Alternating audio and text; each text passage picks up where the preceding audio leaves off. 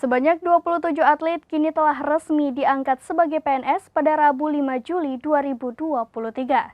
Dari 27 atlet terbaik tersebut, ada sejumlah nama yang berasal dari cabang bulu tangkis.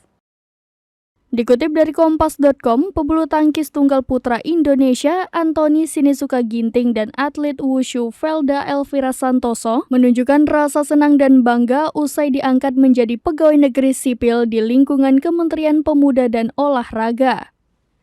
Peresmian status PNS tersebut didapat setelah pengambilan sumpah dan janji serta penyerahan surat keputusan langsung oleh Menpora Dito Aryo Tejo di Auditorium Wisma Kemenpora Senayan, Jakarta Pusat pada Rabu 5 Juli 2023 malam.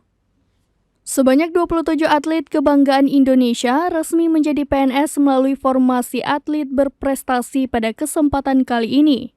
Ginting pun menuturkan apa yang didapatnya dengan rekan-rekan atlet saat ini merupakan wujud nyata perhatian pemerintah akan masa depan atlet seusai pensiun. Pebulu tangkis kelahiran Cimahi tersebut memberikan pesan-pesan semangat kepada atlet-atlet lain yang belum berhasil menorehkan prestasi untuk berjuang sekuat tenaga. Demikian informasi terkini, Syedara Lun. Saksikan terus berita lainnya di kanal YouTube Serambi News, website dan Facebook serambinews.com.